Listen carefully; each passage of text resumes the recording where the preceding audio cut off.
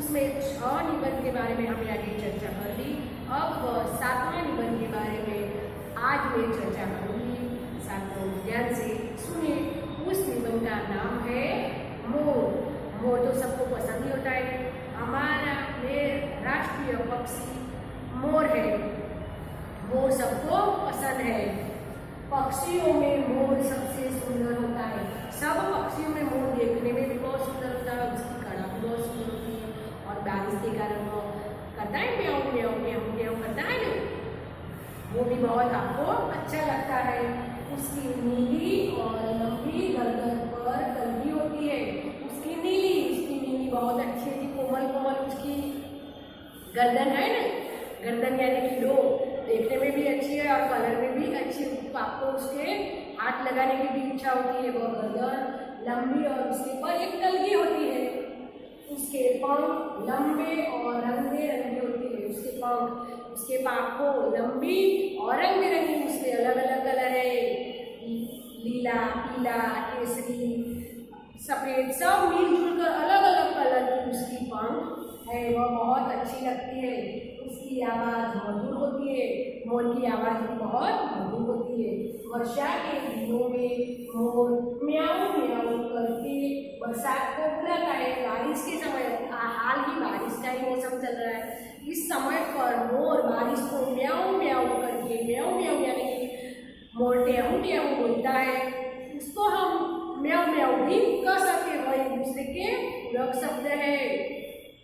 वह बारिश को म्याऊं म्याऊं करके वह बुलाता है। इसको बारिश बहुत पसंद है। आपको भी बारिश बहुत पसंद है। जब बादल गिर जाते हैं तब वह मोर खुशी के पंख फैलाकर नाचने लगता है। जब बारिश आ जाती है, बारिश ज़्यादा पड़ती है, बाद में बादल गिर जाते हैं, तब मोर क्या करता है? तब यह मोर खुशी से खुश होकर पंख फैलाकर, उसकी पंख फैलाकर नाचने लगता है। उसका नाचना बड़ा मन भावन होता है। मोर नाचने लगता है, आप सबको पसंद होता है, मन भावन, आप सबको सुंदर लगता है। मोर नाचने लगता है तो उसकी पंख फैलाकर उठना बहुत लगता है, अच्छा लगता है। उसका फोटा खींचने की भी इच्छा होती है। मोर पेड़ पर रहता है। मोर कहाँ रहता है? पेड़ पर, वृक्ष पर, झाड़ पर रहता है। खेत खलिहानों में भी रहता है, वह घूमता है। खेत खलिहानों, खेतों में भी मोर घूमता है। वह बाग और जंगल में पाया जाता है। वह कहाँ देखने को मिलता है? बाग में भी और जंगल में भी मोर देखने मिलते हैं। मोर सांप का दुश्मन है। मोर सांप का दुश्मन है। मोर सांप को देखे तो वह खा जाता है। वह सांप का दुश्मन है। मोर पंख से रंग बिरंगी पंख, मुकुट और सजावट की चीजें बनती है। मोर के पंख से, मोर की पाखों से रंग बिरंगी मुकुट और सजावट की अलग अलग चीज़ों बहुत अच्छी बनती है। वह चीज़ों बहुत अच्छी होती है। सजावट की चीज़ों में तो वे अलग अलग चीज़ों बनती है और वह अच्छी बनती है और रंग बिरंगी भी बनती है। श्री कृष्ण हमेशा मोर पंख से बना हुआ मुकुट पहनते थे। कृष्ण भगवान भी कैसा मुकुट पहनता था? मोर के पंखों से बना हुआ मुकुट वह पहनता था। बच्चों को मोर के पंख बहुत प्रिय लगते हैं। मोर के पंख बच्चों को भी बहुत प्रिय लगते हैं, आपको भी बहुत प्रिय लगते हैं। उसमें कलर भी बहुत अच्छे हैं और बहुत लंबी और बहुत अच्छी है। वे अपनी किताबों में उन्हें संभाल कर रखते हैं। मोर की पूंछी होती है, वह सातों अपने किताब में पन्ने पन्ने में वह उसको संभाल कर, उसका ध्यान रखकर बाहर न निकल जाए, उसकी किताबों या रईस संभाल कर वह रखते हैं। मोर को चिड़ियाघर में रखा जाता है। मोर को कहाँ रखा है? चिड़ियाघर यानी कि प्राणी संग्रहालय में भी मोर को रखा जाता है। हम सब सिटी में रहते हैं तो वह बाहर घूमने के लिए जाए, पिकनिक पर जाए तो चिड़ियाघर में मोर को देखते हैं। मोर भारत का राष्ट्रीय पक्षी है। आपको मालूम ही होगा हमारा राष्ट्रीय पक्षी कौन है? मोर। मोर बहुत अच्छा पक्षी है। वह देखने में भी अच्छा है, उसकी गला भी बहुत अच्छी है और उसकी पंख भी बहुत अच्छी है। वो ये निबंध की नोटबुक में छात्रों लिख लेना, पूर्ण विराम अल्प विराम को ध्यान में रखना और सुंदर अक्षर से वो निबंध की नोटबुक में लिख लेना। थैंक यू छात्रों, नमस्ते।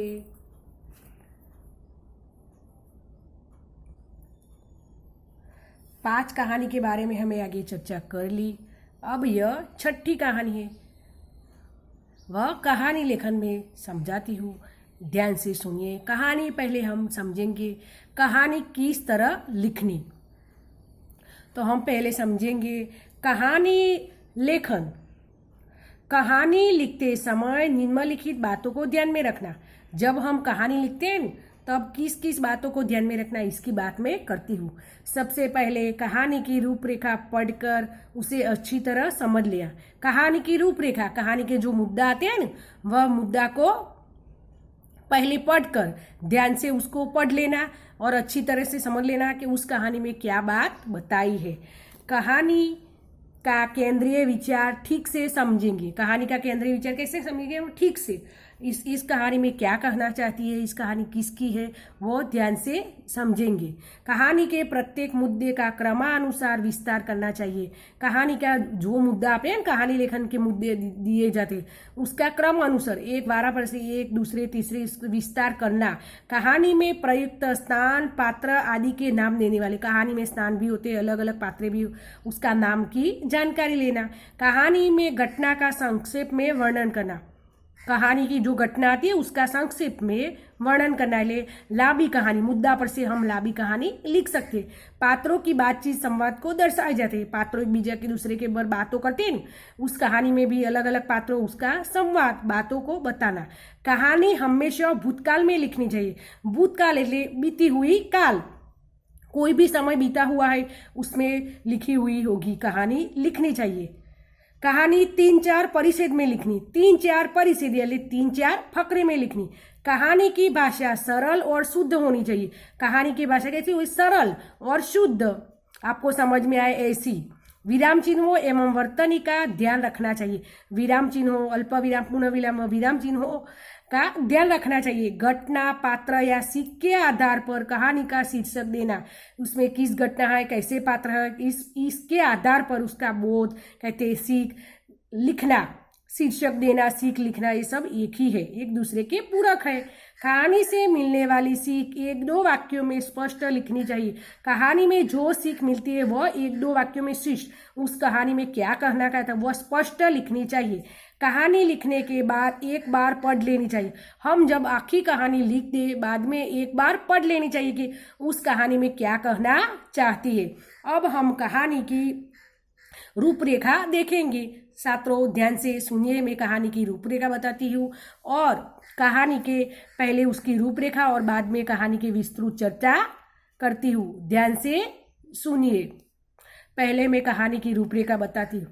कहानी निम्नलिखित रूपरेखा के आधार पर कहानी लिखकर उसे उचित शीर्षक दीजिए। परीक्षा में भी तुम्हें ऐसा ही आता है। कहानी की रूपरेखा, रूपरेखा यानी कि मुद्दा लिखकर कहानी को उचित शीर्षक देना, शीर्षक सीख देना और उसमें मिलने वाली सीख भी लिखी है, उसमें मिलने वाली सीख भी लिखी। शीर्षक के लिए हम पहले शुरुआत में लिखते हैं ना, इस कहानी में जैसे को तैसा, ऐसा लिखा है, वह शीर्षक कहते, और शैले जो लिखा जाता उसको सीख या बोध कहते।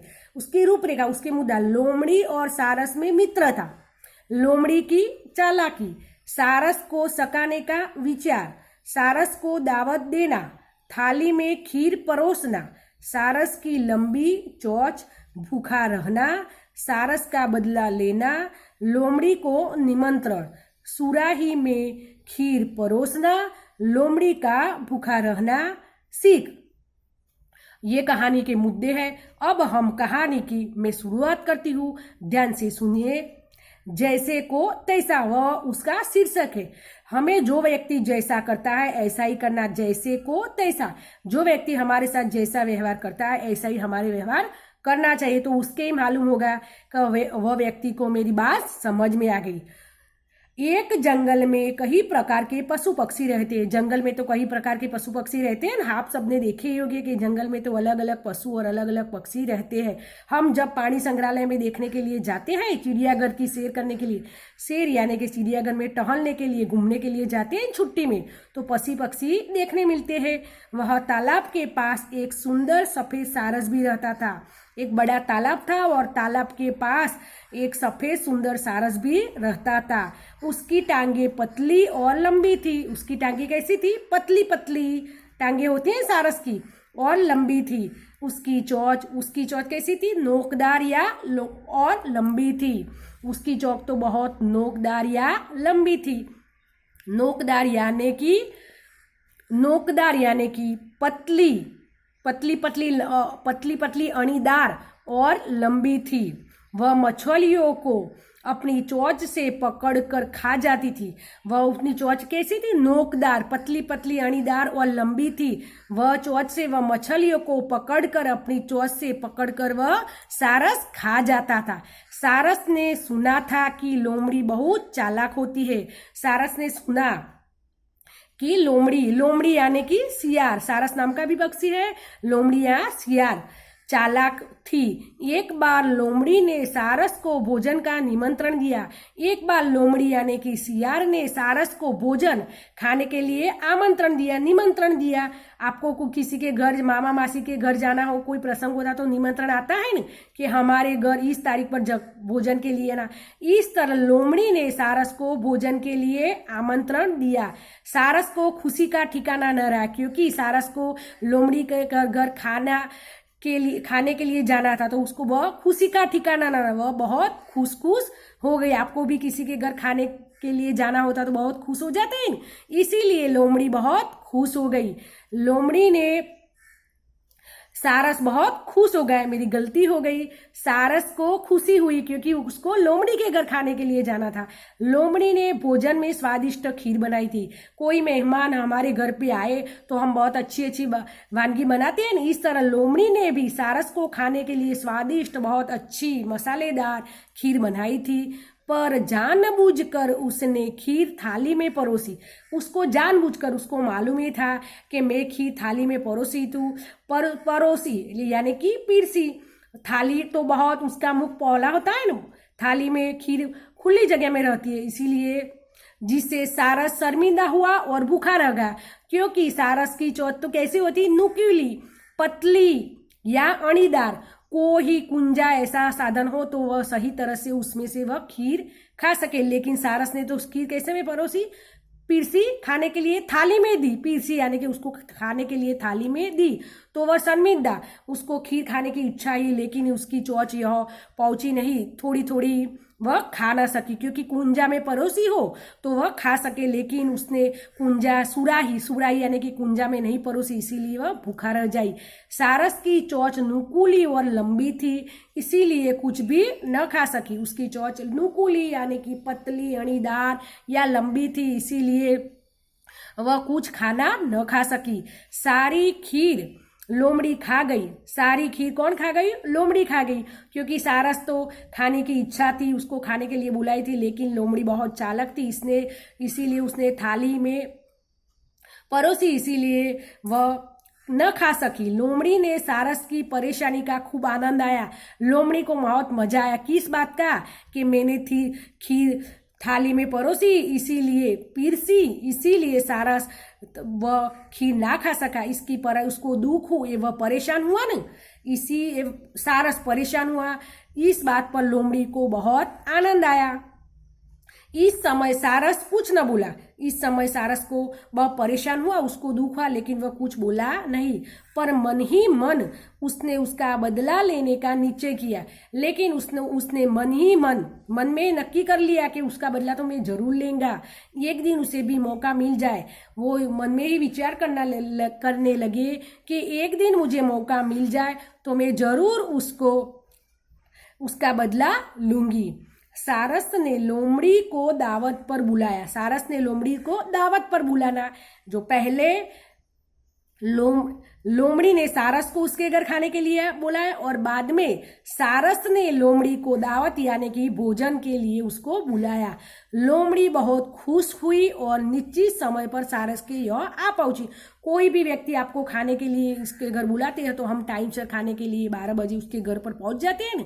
पहले हम मासी के घर खाने के लिए जाते हैं, कोई प्रसंग हो जाए, बाद में मासी आपके घर आती है, मामा आता है, इस तरह उसमें भी पहले लोमड़ी और सारस। अब सारस ने लोमड़ी को उसके घर बुलाया तो लोमड़ी तो बहुत खुश हो गई और निश्चित समय पर सारस के यहाँ पहुंची। टाइम सर वह सारस के यहाँ खाने के लिए पहुंची। सारस ने स्वादिष्ट खीर बनाई, उसने भी उसके जैसी स्वादिष्ट बहुत अच्छी खीर बनाई और उसने सुराही में परोसी। सुराही यानी कि कुंजा। कुंजा का मुख ऊपर से सकड़ा होता है और नीचे से बड़ा होता है। उस सुराही में खाने की चीज हो वह चीज सारस सही तरह से खा सकता है, लोमड़ी नहीं खा सकती है। तो अगर क्या हुआ वह देखो, सुराही का मुख सकरा था, मैं देखा ना, सुराही का मुंह ऊपर से सकरा और गर्दन के आकार का होता है, नीचे गर्दन बहुत बड़ा होता है, कुंजा जैसा होता है। लोमड़ी का मुंह उसमें जा न सका। लोमड़ी खाने के लिए तैयार हुआ, उसके मुंह में पानी भी आ गया, लेकिन उसका मुंह अंदर नहीं जा सके क्योंकि उसकी चोंच सारस जैसी नहीं थी, इसीलिए वह खा न सकी। अतः लोमड़ी कुछ भी खा न सकी क्योंकि उसको स्वादिष्ट खूर देखी लेकिन वह खा न सकी। वह तड़पती रही, उसको खाने की इच्छा हुई लेकिन वह खा न सकी। इधर सारस अपनी पतली और लंबी गर्दन एवं नुकीली चोंच से कारण सुराही में खीर आसानी से खा रहा था। सारस ने वह खीर बनाई और सारस की खाने लगा तो लोमड़ी तो देखकर परेशान हुई। लोमड़ी को परेशानी देखकर सारस बहुत खुश हुआ। पहले सारस की परेशानी देखकर लोमड़ी बहुत खुश हुई थी, अब लोमड़ी की परेशानी देखकर सारस बहुत खुश हुआ। लोमड़ी को अपनी करतूत पर शर्मिंदा होना पड़ा क्योंकि लोमड़ी ने ही पहले अपनी ऐसा किया था करतूत, वे उसका बदला लेने की चाहती थी। तो बाद में ही पहले लोमड़ी ने सारस का बदला लिया, बाद में सारस ने लोमड़ी का बदला लिया। उसमें पहले ही शीर्षक में दिया जैसा करना वैसा बढ़ना, क्योंकि हम जो व्यक्ति में हमें जो करेंगे वो ही, जो अच्छे कार्य करेंगे तो हमें अच्छी सफलता मिलेगी, लेकिन हमें दूसरे की बदला लेने की भावना होगी तो हमारा बदला जरूर लेंगे, दूसरा व्यक्ति लेंगे, क्योंकि उसको भी मालूम है कि वह क्या करना चाहता।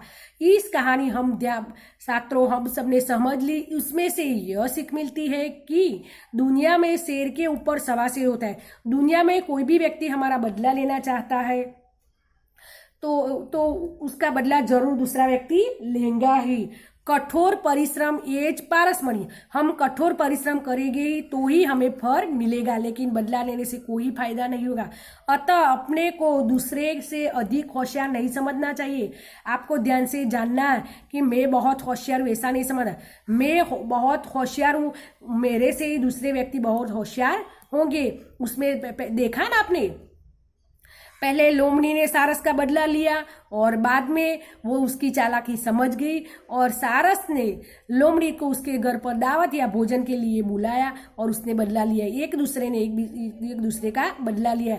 छात्रों आपको भी ध्यान से समझ लेना, कोई भी हमारे पास मीठी मीठी बातें करे तो उसको हमारे पास जो चीज़ हुई सब नहीं देनी, उसको समझ लेना कि वह व्यक्ति क्या करना चाहता, बाद में ही उसके पर भरोसा रखना। क्योंकि अतः अपने को दूसरे से अधिक होशियार नहीं समझना। आपको ध्यान में रखना कि मैं बहुत होशियार हूं तो मेरे से भी दूसरा व्यक्ति होशियार होगा। ध्यान रखना, कोई भी हमारा बदला न ले उसकी ध्यान रखना। इस कहानी में से हमें यह सीख मिलती है। ये कहानी बहुत सुंदर अक्षर से इस कहानी के मुद्दे लिखने और कहानी लिखना, उसकी कहानी के लिखते समय निम्नलिखित बातों को ध्यान में रखना, वह ध्यान से समझ लेना और बाद में ही कहानी लिखना। पहले मुद्दा लिख लेना, बाद में यह कहानी लिख लेना। अच्छी तरह अल्प विराम पूर्ण विराम सबको ध्यान में रख कर निबंध की नोट में छात्रों ये कहानी लिख लेना। अक्षर सरल और स्पष्ट और मरोड़दार बहुत अच्छे अक्षर से लिखना। Thank you.